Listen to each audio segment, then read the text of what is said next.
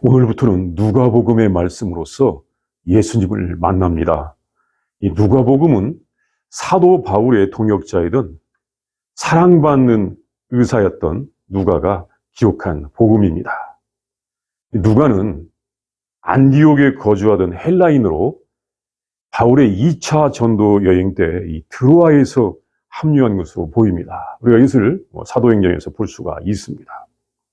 그래서 유대인이 아닌 사람들, 이방인, 소위 이방이라고 할 수 있는데, 이 유대인이 아닌 사람들에게 예수님을 전하기 위하여 이 말씀을 기록하였다. 그렇게 보고 있습니다. 그래서 누가복음의 말씀은 다른 복음서보다도 예수님의 이 인간적인 면을 더 많이 전해주고 있고, 이방인, 여자, 이 가난한 사람 등 이 소외되었던 사람들에 대한 예수님의 관심과 이해를 더 잘 전해주고 있습니다. 또 누가는 이 의사였기 때문에 의학 용어가 다른 데보다 더 많이 나온다고 합니다. 예수님을 잘 전해주는 아주 귀중한 이 복음서입니다. 오늘은 그 시작 부분의 말씀을 보겠습니다. 첫째, 누가복음은 우리들 중에서 일어났던 일, 특히 예수님에 대한 일들을 차례대로 전해주는 말씀입니다. 이 누가복음 1장 1절에서 4절은 마태나 마가나 요한복음에는 없는 서론의 말씀이 있습니다. 이것은 헬라인이었던 누가가 당시에 이 헬라의 문서들에서 볼 수 있는 그런 형식을 가져온 것입니다. 그런 형식으로서 이렇게 머릿말을 쓴 것입니다. 이 말씀에는 이 말씀을 기록한 이유, 목적, 이 말씀의 사실성, 상황 등을 좀 소개하고 있습니다. 이 말씀에서 알 수 있는 것은 누가가 그냥 쓴 것이 아니라 열심히 추적하고 조사하고 또 검증, 확인하면서 이 말씀을 기록하였다는 것입니다. 이것은 이 하나님의 사랑을 받은 자라고 하는 그 뜻을 가진 이름, 이 데오빌로 각하에게 썼다고 하는데, 그 뜻이 하나님의 사랑을 받은 자라고 하는 그런 뜻이 있는데, 그 고위 관료에게 그가 들었던 말씀이 확실하다는 것을 알려주기 위해서 이 말씀을 기록하였던 것입니다. 그간에 이 데오빌로라는 사람은, 이 존귀한 성도는 이분 저분을 통하여 예수님에 관한 말씀을 들었던 것입니다. 특별히 바울 사도를 통하여 예수님의 말씀을 들었을 것입니다. 누가도 그렇게 예수님에 관한 말씀을 듣고는 그것이 정말일까? 확실할까? 이것이 확실한 사건인지를 자신이 직접 그간에 있었던 이 자료들을 조사하고 검증하여 보았던 것입니다. 누가는 직접 예수님의 말씀의 목격자는 아닙니다. 그러나 바울 사도를 비롯해서 여러 사도들에게 예수님에 관한 말씀을 들었습니다. 그리고 이것이 정말 사실일까? 확실한가? 그래서 의사였던 누가가 이것을 검증하고 확인하면서 이 말씀을 기록했던 것입니다. 그래서 결론을 내렸습니다. 예수님의 사건은 확실하다. 예수님의 사건의 내용은 이렇다. 그러면서 그는 이 글을 작성하였습니다. 그가 검증하고 확인하고 보니까, 야, 예수님 사건은 정말 확실하구나, 이렇구나 하고 이 글을 기록했던 것입니다. 그가 기록한 이 글은 나중에 성령님의 역사에 의해서 성경이 되었고, 우리들에게 예수님에 대하여 전하여주는 귀중한 성경 말씀이 되었습니다. 그 사건, 예수님에 대하여 말하는 사건은 누가와 그 세대의 사람들 중에서 일어난 사실입니다. 예수님의 사건은 그 누가와 그 세대의 사람들, 그 사람들이 살던 시대, 그 사람들 사이에서 일어났던 사건인 것입니다. 그 일들은 분명히 일어났던 것입니다. 예수님께서 태어나신 일부터 예수님께서 이 땅에서, 그 땅에서 행하신 일들도, 또 예수님의 죽으심도, 부활도, 승천도, 그의 승천 후에 교회들이 세워지고 그의 제자들이 일어나서 하나님의 다스림을 받는 일도 사실이었던 것입니다. 왜냐하면 누가가 이 누가복음만을 기록한 것이 아니라 사도행전까지도 기록하여 있는데 그 말씀들이 다 성경이 되었고 그 말씀들은 이제 예수님께서 승천하신 다음에 성령께서 오시고 그 후에 교회가 세워지면서 이제 교회를 통하여 하나님의 다스림의 사건이 전파된 일들을 우리에게 전해주고 있기 때문에 그렇습니다. 우리들도 이렇게 내가 들은 바가, 내가 믿는 바가 정말 사실일까? 내가 교회에서 듣기도 하고 또 뭐 다른 것을 통하여 듣기도 하고 하는 바가 정말 사실일까? 하고 그 일들을 확증하는 것이 자신을 위해서도 필요한 것입니다. 정말 예수님의 사건도 정말 사실일까 하고 확인하고 확증하는 것 필요하고 이 땅에서 일어난다고 하는 여러 가지 일들, 여러 가지 이 미디어를 통해 들려지는 일들이 정말 사실일까? 그것을 확증해 보는 것도 필요한 것입니다. 누가복음의 이 서론의 이 말씀은 정말 누가가 이렇게 주님의 사건을 정말 확인하고 검토하고 확증해 봤다라고 하는 것을 우리에게 알려주고 있습니다. 둘째, 예수님의 앞길을 준비하는 이 세례 요한이 있었습니다. 세례 요한의 부모는 유대교 제사장 가문이었고 의인이었고 흠이 없는 사람들이었는데 노년이 되도록 자녀가 없었습니다. 보통 우리는 이런 믿음을 가지고 있습니다. 선하고 의로운 사람은 하나님의 은혜로 이 땅에서도 복을 받고 풍성한 삶을 살 수가 있다. 이것이 우리가 생각하는 이 인과응보의 믿음 또는 어떤 사람은 법칙이라고까지 하는데 정말로 선하고 의롭게 살면 이 땅에서 복을 받고 장수하고 풍성하게 살 수 있다라고 그렇게 우리는 생각을 한다는 것입니다. 또 그렇게 가르치고 또 그렇게 되면 좋습니다. 그렇습니다. 당신이 선하고 의로우면 장수하고 또 풍성하고 천국에도 갈 수 있다. 특히 유대교에서 이렇게 가르쳐 줍니다.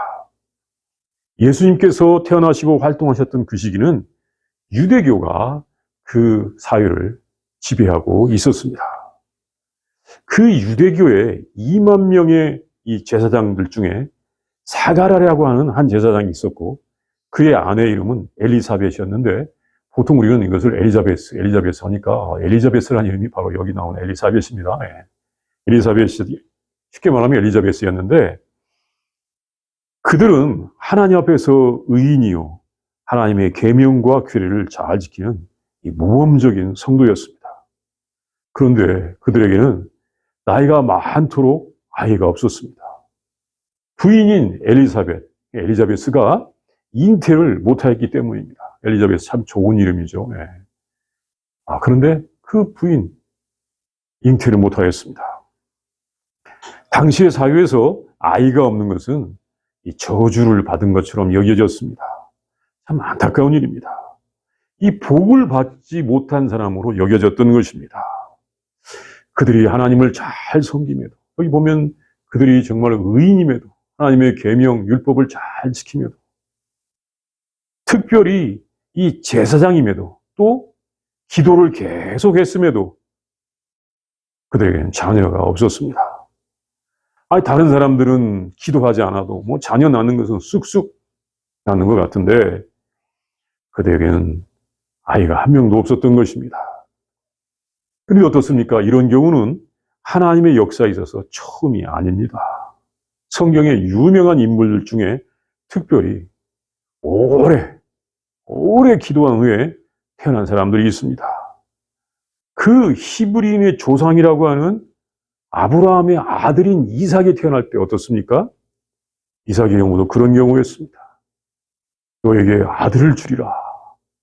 너에게 큰 민족을 이루게 하리라 라고 하는 그 하나님의 약속을 받고 왔는데 1년이 아니고 5년이 아니고 10년이 아니고 정말 20 몇 년이 흐른 뒤에 그 아들이 25년이 흐른 뒤에 태어났던 것입니다. 또 그 신앙의 유명한 지도자인 사무엘도 그 전에 삼손도 그렇습니다. 그 민족에게서 중요한 인물들은 이렇게 정말 오래 기도한 후에 남들은 쑥쑥 가지는 아이들을 낳을 수가 있었던 것입니다. 참 어떤 인과응보의 법칙과 예의적인 경우가 많이 있었던 것입니다. 세상에는 당연한 것 같지만 정말 세상에서 당연한 일인 것 같지만 자기에게는 이루어지지 않는 일이 있습니다. 특별히 하나님을 믿고 사는데 하나님의 말씀과는 다르게 일어나는 경우도 있습니다. 그걸 보면 마치 하나님께서 없거나 자신은 하나님께서 사랑하지 않는 경우처럼, 야, 너 아무리 기도해도 소용없어. 하나님 너를 유면하시오. 사랑하지 않아. 이렇게 보이는 경우도 있는 것입니다. 아브라함의 경우가 그랬고, 사무엘의 어머니 한나의 경우도 그랬고, 또 엘리사벳의 경우가 그렇습니다. 잘 믿지만, 정말로 계명도 잘 지키고 선하게 살고 의롭게 살고 잘 믿지만, 하나님을 의지하였지만 열매가 아직 없구나. 열매가 없구나. 그런데 이때 특별한 일이 일어났습니다. 이것은 하나님께서 간섭하심이었습니다. 하나님께서 그들을 택하시고 활용하셨던 것입니다. 그래서 이 세상에서도 그 나라를 주셨습니다. 이 세상에만 있는 나라가 아니라 영원히 있는 나라를 주셨던 것입니다. 믿음으로 하나님 앞에 서 있지만 아직 열매가 없을 때, 그 열매가 늦어질 때에도 하나님께서는 특별한 뜻을 가지고 계심을 알아야 하는 것입니다. 정말 영원한 세상을 주시기 위하여 그렇게 하신다는 것을 알아야 하는 것입니다. 셋째, 사가랴는 성전에서 그의 제사장 직무를 수행하는 중에 가브리엘 천사가 나타나서 그의 아들이 태어날 것을 말하여 주었습니다. 다른 사람들은 쉽게 얻는 것들, 또 쉽게 얻을 수 있는 것들, 특히 하나님을 믿으면 더 풍성하게 얻을 수 있는 일들이 자기에게 해당되지 않는다고 할 때, 하나님을 믿으면 더 풍성한 일이 일어날 텐데 나는 하나도 없어. 그렇다고 할 때 그 고통이나 슬픔, 아픔은 얼마나 크겠습니까? 사가랴와 엘리사벳의 가정에는 그런 아픔이 분명히 있었습니다. 하나님을 잘 믿는데, 정말 나는 아무것도 없구나. 이런 아픔이 있었던 것입니다. 그런데 사가랴가 제사장이기 때문에 1년에 2차례 8일씩 예루살렘 성전에 가서 그의 직무를 행하게 되는데, 한 번은 이 제비를 뽑아서 성소에서 분향하는 일을 하게 되었습니다. 제사장에게는 성소에서 이 향을 피우는 일이 가장 영광스러운 일이라고 합니다.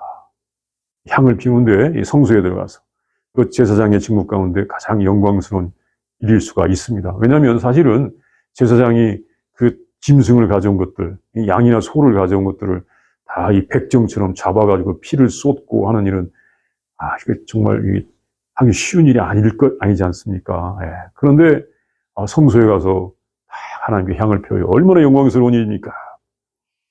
그것은 이 그룹, 그 반열, 여기 성경에서는 반열이라고 했는데, 그 디비전에 있는 제사장이 약 900명 정도가 되는데, 한 제사장에게 1년에 한 번, 일생에 한 번이나 2번 오는 기회라고 합니다. 사가랴가 그때 제비를 잘 뽑은 것입니다. 그래서 사가랴가 성전에서 분향을 하는 중에 갑자기 한 천사가 나타났습니다. 이 분향단 오른편에 나타났다고 구체적으로 나와 있습니다. 천사가 갑자기 나타나서 사가랴에게 보였습니다. 사가랴는 정말로 놀라고 많이 무서웠습니다. 그건 일반적인 것인데, 아주 일관적인 것인데, 하늘의 존재가 사람 앞에 나타났을 때 사람은 엄청난 두려움을 느끼게 되어 있습니다. 하나님 보면 좋겠다. 하나님 보면 그 순간에 즉각 죽는 순간일 뿐만 아니라 천사가 나타날 때에도 모든 사람들이 이렇게 두려워서 떨었던 것입니다. 천사가 이렇게 말을 했습니다. 사가랴여, 무서워하지 말라. 너의 간구함이 들린지라. 내 아내 엘리사벳이 내게 아들을 낳아주리니 그 이름을 요한이라 하라. 참 사가랴가 막 얼마나 무서워서 벌벌벌 떨고 있었겠습니까? 천사가 사가랴여, 무서워하지 말라면서 이 소식을 전하였습니다. 천사는 사가랴의 아내 엘리사벳이 아들을 낳을 것이라고 하는 하나님의 뜻을 전하여 주었습니다. 아주 놀라운 소식인 것입니다. 정말로 기다렸던 일이 일어난다는 소식이었습니다. 왜냐하면 사가랴와 그의 아내가 오랫동안 기도했었기 때문입니다. 아이들을 주십시오. 생명을 낳아서 정말 생육하고 번성할 수 있게 해주십시오. 하나님 말씀을 따라서 얼마나 기도했겠습니까? 아이들을 낳을 수 있게 해주십시오. 하나님께서 그 기도를 들으신 것입니다. 그래서 그들에게 아들을 주신다는 것입니다. 그의 이름은 요한이라고 하는데 그 요한이라고 하는 이름은 뜻이 있습니다. 그에게 요한은 은혜롭다. 참 하나님께서 얼마나 은혜를 베풀어 주시려고 하시면 이 요한이라고 하는 특별한 이름을 특별히 주셨겠습니까? 물론 요한이 참 많아요. 그런데 요한은 그에게 은혜롭다라고 하는 이름의 뜻에 그 요한이라고 하는 이름을 주셨습니다. 이름까지도 주셨다는 것은 그만큼 확실하다는 것입니다. 우리가 기도할 때 하나님께서는 들으십니다. 그리고 응답하여 주십니다. 그런데 그 응답은 우리가 원하는 대로 하신다기보다는 하나님께서 원하시는 대로 하시는 것입니다. 사가랴와 엘리자베스는 자기들이 젊었을 때 아들들이 태어나기를 원했을 것입니다.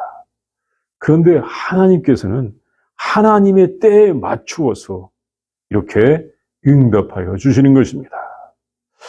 나중에 그 요한에게 일어난 일들을 볼 때 그 부모의 노년에 그 아들을 낳은 것이 더 잘된 일일 것입니다. 요한은 정말로 중요한 일을 하다가 불과 30세 초반에 죽었는데, 성경에 보면 그래요. 정말 이 30세 초반에 죽었는데 그렇게 그의 부모가 그 소식을 알지 못하는 것이 더 좋은 일이었을 것입니다. 아마 요한이 죽기 전에 그의 부모님들께서 이미 다 하나님의 나라로 가신 다음이었을 것입니다. 그러니까 이 노년에 낳은 것이 더 좋은 것입니다. 하나님께서는 우리의 기도를 들으시는데 시기에 관해서는, 그 때에 관해서는 하나님의 뜻대로 그 기도를 들어주시는 것입니다. 하나님은 그의 주권에서, 하나님의 주권에서 세상의 역사를 주관하시고 우리는 하나님께 쓰임받는 일꾼인 것입니다. 넷째, 하나님의 섭리로 태어난 요한은 그 백성을 하나님께로 많이 돌아오게 하고 구세주께서 오시기 전에 이 세상에 오시기로 하신 선지자의 역할을 하는 아주 중요한 일을 하게 됩니다. 사가랴에게 요한이라고 하는 아들이 태어날 것을 전하는 천사는 요한이 어떠한 역할을 할 것인지를 알려주었습니다. 이 14절 말씀에서 17절까지 해서 볼 수가 있습니다. 요한은 그 아버지 사가랴에게 기쁨과 즐거움이 될 것입니다. 얼마나 참 큰 기쁨이면 기쁨도 나와 있고 즐거움도 나와 있어요. 그렇게 기쁨과 즐거움이 될 것입니다. 뿐만 아니라 많은 사람에게 기쁨이 될 것입니다. 한 아이의 태어남과 한 아이의 존재가 그렇게 큰 기쁨을 주는 경우가 됩니다. 또 하나님 앞에서 정말 의롭고 믿음이 강한 사가랴에게 이 자녀가 없음을 안타까워하던 많은 사람들이 함께 기뻐하게 될 것입니다. 사가랴 정말 믿음이 좋아, 사람이 좋아, 정말 의로워. 그런데 왜 사가랴에게는 아들이 없을까? 엘리사벳 정말 좋은 여인이야. 그렇게 좋은 여인이 없는데 왜 그들에게는 자녀가 없을까?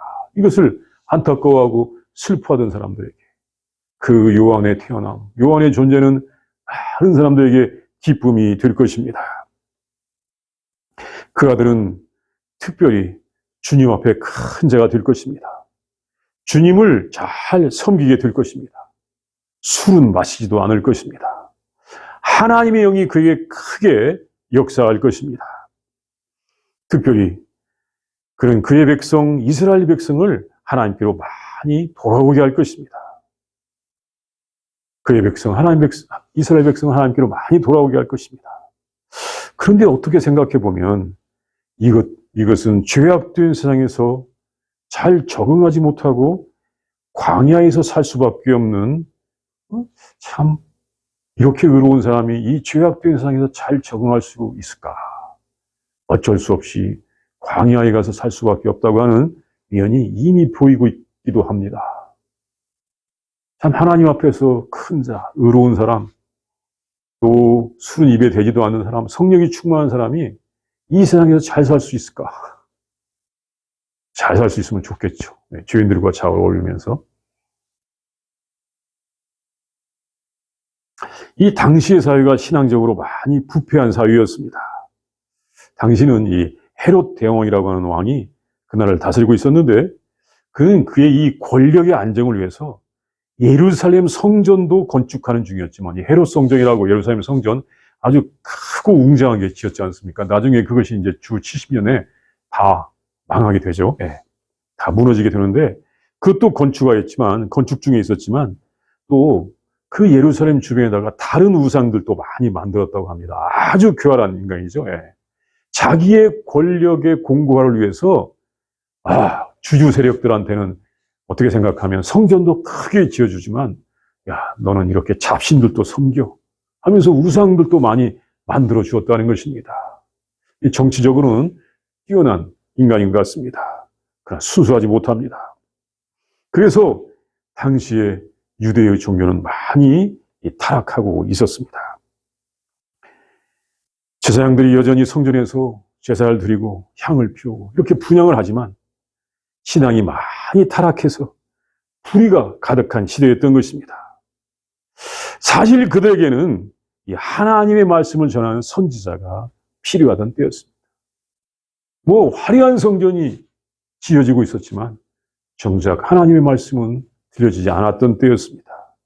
사실 한동안 하나님께서 보내셨던 선지자가 없었습니다. 그 전에 500년 전에 이 말라키 선지자가 있었는데, 말라키 선지자가 있었지만 그 말라키 선지자 이후에는 하나님의 말씀을 전하던 선지자가 없던 때였습니다. 그런 때에 이렇게 새 요한이 나타날 것이라고 하는 그런 예언이 지금 들려지는 것입니다. 예언이 있는 것입니다. 그 시대의 요한은 선지자가 될 것입니다. 특별히 엘리야의 영과 능력으로, 그 엘리야라고 하는 선지자가 있었지 않습니까? 이 구약 시대에 아주 훌륭한 선지자. 정말 우상 숭배하던 바알과 그 아세라고 하는 우상 숭배하던 이 아합 왕에 맞서서 하나님 말씀을 전하던 그 엘리야 선지자. 그 엘리야 선지자의 영과 능력으로 엘리야에게 임하였던 그 영으로서 타락한 백성들에게 회개를 전하는 선지자가 될 것입니다. 그리고 뿐만 아니라 타락한 가정을 회복하게 할 것이며, 아버지들이 바람을 피우니라고 자식들에게 관심이 없었는데 그 이 세례 요한의 선포로서 이 가정이 회복될 것이며, 하나님께 불순종하는 사람들에게 의인의 슬기를 주어서 하나님을 위하여 세운 백성을 준비하는 일을 하게 할 것입니다. 요한은 정말로 중요한 역할을 하게 될 것이라는 말씀이었습니다. 특히 하나님을 위하여 백성을 세우는 일을 하게 될 것입니다. 주님의 앞길을 예비하는 일을 할 것입니다. 참으로 중요하고 어려운 일을 하는 선지자가 될 것이라는 것을 이 가브리엘 천사가 말을 해 주었습니다. 사실 우리가 무슨 일을 하려고 할 때 앞서서 소개하고 추천해 주는 사람이 있으면 정말로 좋습니다. 누군가가 딱 나타나서 그분 이렇습니다 하고 소개해 주면 얼마나 좋습니까? 누군가 추천해 주는 사람이 있으면 얼마나 좋습니까? 이 자기가 자기 자신을 소개하는 것, 추천하는 것, 이거 쉽지가 않습니다. 뭔가 이 추천을 좀 받고 싶어도 난 당신을 잘 모릅니다. 당신은 참 신분이 비천합니다. 추천해주지 않는다면 얼마나 힘듭니까? 누군가의 추천서가 필요한 세상입니다. 추천서를 받지 못하고 일하는 것은 더 많은 시간과 노력이 필요합니다. 세례 요한은 예수님을 세상에 추천하는 역할을 하기로 하는 선지자입니다. 사람들이 예수님이 저 갈릴리라고 하는 저 시골 변방에서 온 사람으로 알 때 그 예수님을 추천하는 선지자, 그 사람이 세례 요한인 것입니다. 다섯째, 가브리엘 천사가 전한 소식을 믿지 못하던 사가랴는 그 일로 아들이 태어날 때까지 벙어리가 됩니다. 이것은 그의 백성들에게 표적이 되었습니다. 이 자신의 제사장의 직무를 따라서 성전에서 향을 피우다가 뜻밖의 천사를 만나 그 소식을 들은 사가랴는 이 그들의 너무 많은 나이 때문에 그것을 믿을 수가 없었습니다. 자기나 아내나 나이가 너무 많아서 믿을 수가 없는 것입니다. 그래서 솔직히 말을 했습니다. 내가 이것을 어떻게 알리요? 내가 늙고 아내도 나이가 많으니이다. 정말 사가랴 솔직하게 이야기했습니다. 그러자 천사가 이렇게 말했습니다. 나는 하나님 앞에 서 있는 가브리엘이라. 이 좋은 소식을 전하여 내게 말하라고 보내심을 받아노라. 보라, 이 일이 되는 날까지 내가 말 못하는 자가 되어 등이 말을 못하리니 이는 내가 내 말을 믿지 아니하거니와 때가 이르면 내 말이 이루어지리라 라고 하였습니다. 참 가브리엘 천사가 아주 단호한 것 같습니다. 이 사가랴가 그동안 기도하고 아이를 기다렸던 그 심정을 좀 이해하고 위로해주고 사가랴 내가 안다. 네가 얼마나 힘들었는지를 안다. 그러나 하나님께서 너를 위하여 좋은 계획이 있으셨다. 라고 이렇게 다 위로해주고 다 감싸주었으면 좋았겠지만 그것이 아니라 너는 믿을 때까지 벙어리가 될 거야. 이렇게 만들어버렸습니다. 하나님의 역사가 참 어떻게 되는지를 모르겠습니다. 따뜻하게 감싸주고 위로해주고 사가랴 너 그동안 고생 참 많았어. 내가 네 마음 잘 알아. 이제 너에게 좋은 아들이 태어날 거야. 이게 이 천사의 역할이고 이게 이 시대 하나님의 종의 역할이라고 생각하는데 야, 너 내 말 안 들어? 이 좋은 소식을 너 못 들어. 너 지금부터 벙어리가 될 거야. 참 하나님께서 때로 이렇게 일을 하시기도 하십니다. 특별히 선택한 사람인데 믿지 못한다고 말을 못하게 해버렸습니다. 그 천사는 떠나가 버렸습니다. 이 성전의 성소에서 이 분향을 마친 제사장은 이제 분향을 마친 다음에 성전의 뜰로 나와서 그 뜰에서 기도하고 있는 사람들. 그러니까 이 제사장이 성소에서 분향을 하고 있으면 사람들은 성전의 뜰에서 기도를 했던 것입니다. 그러니까 이 분향함이 내 기도와 같게 되게 하시며 이 분향을 기도에 비유하였는데 이렇게 기도를 맞춰서 했던 것입니다. 그리고 이 성전 뜰에서 기도하고 있던 사람들에게 이 축복을 해야 했습니다. 나와서 축복을 해야 했던 것입니다. 그런데 그 성소에서 늦게 나온 사가랴는 말을 못하였습니다. 의롭게 행동하던 사가랴 제사장이 갑자기 말을 못하는 사람이 되어버렸습니다. 그러니 이 축도를 어떻게 해야 되겠습니까? 그냥 손짓으로만 말은 못하고 그렇게 할 수밖에 없었을 것입니다. 사람들은 그가 성소에서 천사를 만났을 것이라고 짐작할 수밖에 없었을 것입니다. 왜 말을 못하기 때문에. 그런데 사람들은 사가랴를 아마 치근하게 생각을 했을 것입니다. 사가랴는 아마 사람들에게 치근하게 보였을 것입니다. 노년에 아이도 없는데 천사에게 벌을 받아서 말도 못하게 되었구나. 참 얼마나 불쌍한 제사장인가. 아이도 없어. 그 좋은 성소에 가서 분향하다가 천사에게 벌 받아 말도 잃어버렸어. 의롭게 사는 것이 무슨 의미가 있을까? 이게 사람들의 생각이었을 것입니다. 그 후에 사가랴는 이 8일의 자신의 근무기간이 끝나고 이제 집으로 돌아갔습니다. 집에서 그의 나이 많은 아내는 이 쇼크를 받았을 것입니다. 그렇지 않겠습니까? 그러나 그들에게 천사가 예언한 그 일들이 시작되기 시작하였습니다. 그 엘리자벳이 이제 임신을 하게 되었던 것입니다. 이제부터 그들에게는 하나님의 위로와 소망이 가득한 날이 시작되고 있었던 것입니다. 참 하나님의 위로가 이렇게 시작되고 있었던 것입니다. 이렇게 사가랴와 엘자베스에게 일어난 일들을 볼 때 하나님 나라의 일, 하나님의 다스림을 받는 일은 우리들이 이해하기 힘든 어려운 경우로서 일어나기도 하는 것입니다.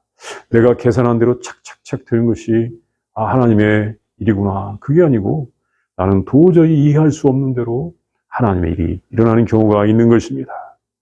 중요한 것은 우리가 하나님 앞에서 의로운 삶을 살면 하나님께서 우리를 기억하시고 중요한 일에, 그의 이 구원의 사역을 이루시는 일에 활용할 수도 있다는 것입니다. 이 시간도 함께 기도합니다. 먼저 본문의 말씀을 묵상, 상상해 봅니다. 평소에는 우리가 이 예수님을 상상하였는데 오늘의 이 본문 말씀에는 예수님은 아직 나타나시지 않습니다.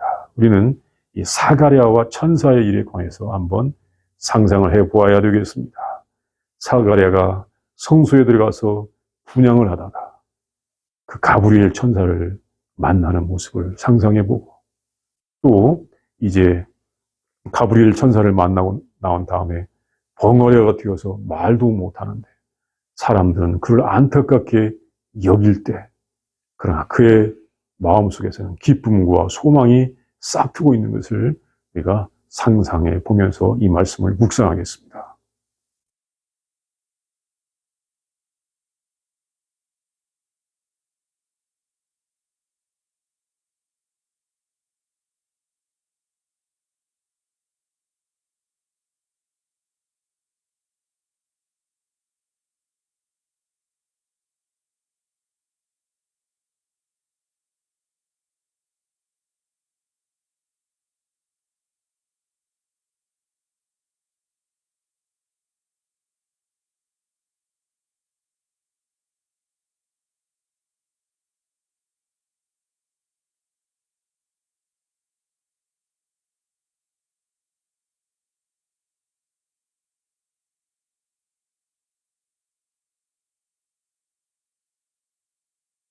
생명의 하나님, 은혜의 하나님, 구원의 하나님, 감사합니다.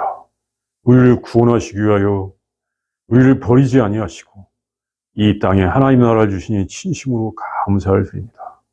하나님, 오늘 우리가 이 사가랴와 엘리자베스에게 임한 귀한 말씀을 보게 하여 주시니 진심으로 감사합니다. 우리를 불쌍히 여기시고 긍휼을 베풀어 주시옵소서. 우리를 불쌍히 여기시고 긍휼을 베풀어 주시사 우리가 어렵고 힘들지라도 하나님께서 세상을 구원하신 일에 쓰일 수가 있다면 쓰임 받게 하여 주시옵소서. 불쌍히 여겨 주시옵소서. 예수님의 이름으로 기도합니다. 아멘.